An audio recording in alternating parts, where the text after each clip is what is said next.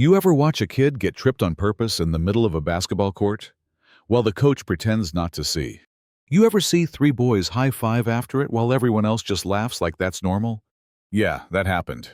And the kid they tried to humiliate, his name was Elijah Moore. Not that anyone cared to learn it, at least, not at first. Jefferson Ridge High School, big gym, bigger egos. The kind of place where if your daddy donates a scoreboard, you can throw elbows with impunity. Elijah was new, quiet, black, which, around here, made him three things invisible: suspicious, and an easy target. What they didn't know, Elijah was a black belt in Jiu-Jitsu. But we'll get to that. It started on a crisp October morning, sun barely up, campus still yawning awake. Elijah stepped out of his mom's rusty hatchback wearing secondhand sneakers and an old backpack patched at the strap. He nodded to the security guard. Got nothing back. Inside, the secretary barely looked up. Name: Elijah Moore, new transfer. She shoved a schedule across the counter. Try not to get lost. The halls echoed with the noise, locker slams, laughter, the rhythmic stomp of the basketball team passing in formation. Three white boys led the pack: Trent, Kyle, Brent. Think varsity muscles, privilege grins, and jokes that always punch down. First period, Elijah sat alone. Second period, same.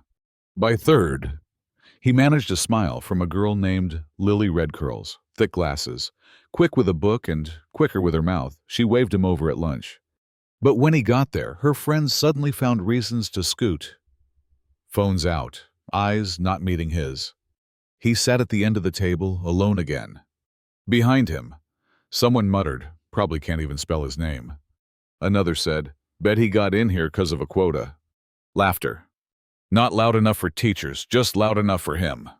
Elijah didn't flinch, didn't respond, just chewed his sandwich slowly, remembering what his jiu-jitsu coach back in Memphis used to say. Control starts here, tapping his chest, for you fight out there.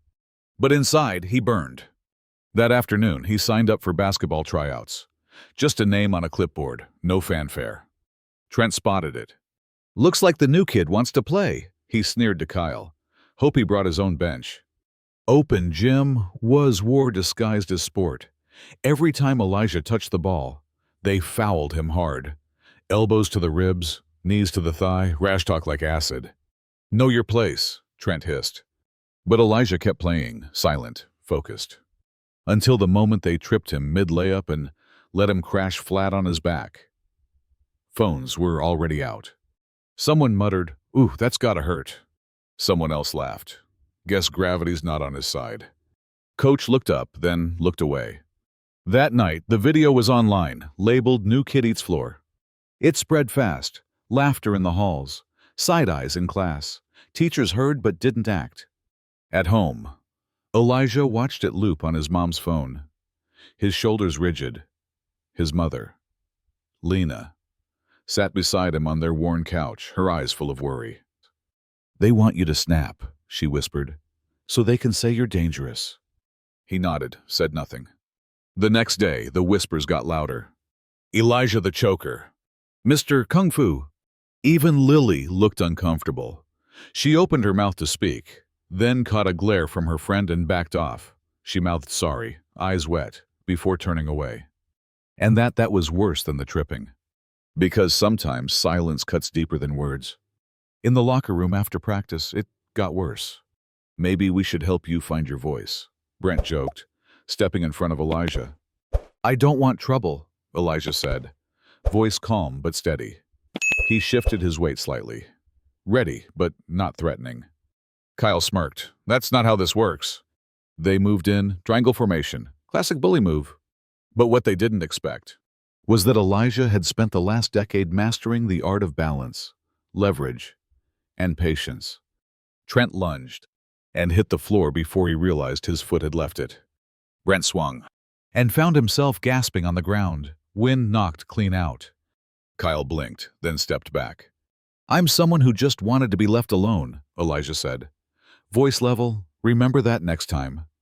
Marcus, a quiet freshman who'd been changing nearby, had recorded the whole thing. You gotta post this, he said breathless. Elijah shook his head. I don't want this going viral. Dude, they've bullied people for years. No one stood up to them. People need to see it.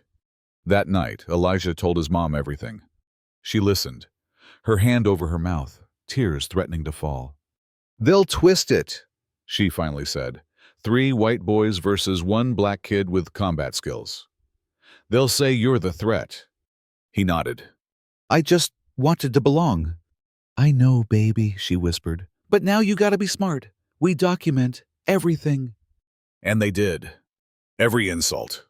Every threat. Every missed call from the principal's office. Lily showed up again the next day. This time, she didn't turn away. I saw the video, she whispered. You didn't start it. They're lying.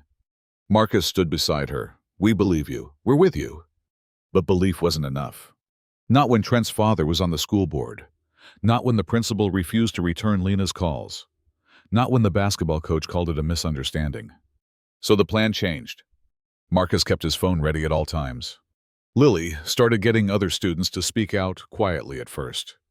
A girl named Rebecca whispered her own story. A boy named Miguel confessed that Trent once told him Mexican kids didn't belong on the court. Little truths began to crack the surface. But the pressure mounted. Elijah overheard Kyle bragging near the vending machines. My dad says we just gotta push the right buttons. Get him to react again. This time, he's out for good. The championship game arrived. Crowds, lights, cheers. And behind the bleachers, a trap. Marcus went missing. Elijah found Lily near the concession stand. They took him, she whispered. I think they're trying to bait you. Elijah's jaw clenched. Then I won't take the bait. His mother's voice echoed in his head. Don't give them what they want. He walked behind the gym. Trent waited, arms folded. Brent stood nearby. Kyle held Marcus by the arm. I'm not fighting, Elijah said, raising both hands. Let him go. Trent laughed. You don't get it. You don't leave until you do what we say. And then Trent pulled a knife. Small, sharp, glinting. Let's see your kung fu now. What followed was blur and precision. A sidestep, a lock, a takedown. Knife clattering to the ground, bodies hitting concrete. But the real twist. Lily was live streaming the whole thing, camera steady from behind a stack of mats. Within minutes, it was everywhere. Police arrived. Red and blue flashings against the gym wall. Brent crying, Kyle handcuffed, Trent screaming threats about lawsuits. But Lena calm. I think the school board will want to see this, she told the officer. Along with the last 4 voicemails, I left your principal. Reporters flooded the campus. The video went viral. Civil rights groups weighed in. NAACP called for an investigation. Hundreds of alumni signed a letter demanding reform.